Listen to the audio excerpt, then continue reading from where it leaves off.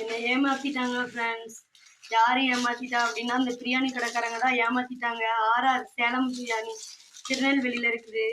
அங்கதான் போனோம். ரேட்டெல்லாம் பார்த்தீங்கன்னா தாறுமாறு, தக்காளி சோறுன்ற மாதிரி. தம் பிரியாணின்னு சொல்லி பார்த்தீங்கன்னு சொன்னாக்கா ஏதோ குழம்பு மாதிரி கிரேவி மாதிரி போட்டு ஒரு பீஸை வச்சுட்டா. நாங்கள் அங்கே சாப்பிடவே இல்லை. இதுமுக்கு பீஸ் என்ன தந்தான், ஆனா சாதம் எதுவுமே நல்லா இல்லை. ரொம்ப கவலையா இருக்கு எனக்கு.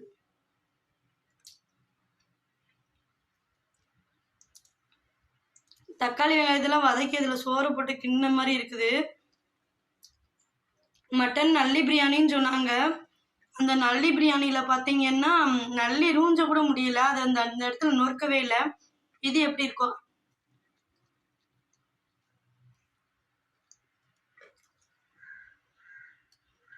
நல்லாவே இல்லை.